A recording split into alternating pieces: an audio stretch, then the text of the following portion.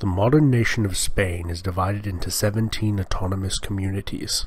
Each of these regions has widely varying levels of autonomy, each individually negotiated with the central government in Madrid. In the northeastern region of Catalunya, a growing independence movement has been gaining momentum over the past several decades. The current consternation between the Catalans and the Castellanos finds its roots in medieval times. The year is 1469. The Iberian Peninsula is split into 5 kingdoms: the Kingdom of Portugal, the Kingdom of Navarre, the Islamic Emirate of Granada. In the Catalan Kingdom of Aragon, the people were protected by a constitution and elected a parliament, called the Cortes.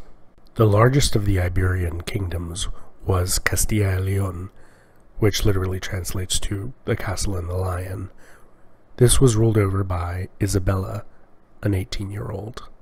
Isabella, with her large kingdom, was the most desirable bride in Europe. In 1469, she had narrowed it down to 2 suitors, Alfonso of Portugal and Fernando of Aragon. She would ultimately decide on Fernando, and together they would conquer the last Islamic enclave on the Iberian Peninsula of Granada and conquer the Kingdom of Navarre. They would go on to conquer lands in North Africa, Italy, and the New World. Isabella would die first, and Fernando would go on to effectively rule all of Spain. Fernando would be succeeded by Carlos, his grandson, and Spain would be a unified country for the first time. Under his great-grandson Felipe, the entire Iberian Peninsula would be unified. This would last for 60 years.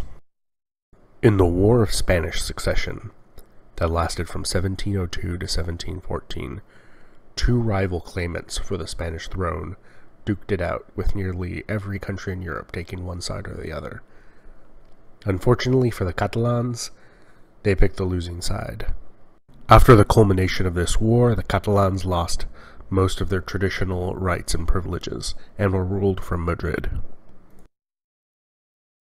Following the end of Francisco Franco's regime in 1975, Catalunya has gradually gained more autonomy and independence. Since medieval times, the Catalans were known for their industry and aptitude as merchants and traders. Without getting into the inter-party politics, the multitude of linguistic and cultural differences, the current Catalan independence movement has everything to do with money. In short, Catalunya pays a disproportionately high amount of taxes for their population size, and the rest of Spain benefits from this, and Catalunya does not. The government in Madrid would like to see the tax situation stay the same, while Catalans increasingly would like to see the money being spent in Catalunya. Historical, linguistic, and cultural differences has helped fuel the debate to the point that many Catalans would like to secede now. Many Catalans have expressed that they would like to have the same fiscal autonomy enjoyed by the Basque region. This could potentially be a peaceable solution to unification, where the Catalans are able to set their own tax rate, but they will stay part of Spain.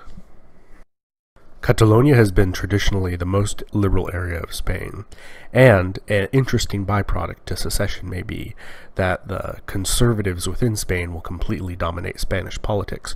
Without Catalonia, secession may also trigger the Andalusians and Basques into also seeking their independence. This has been Epimetheus, and thank you for watching. Like and subscribe.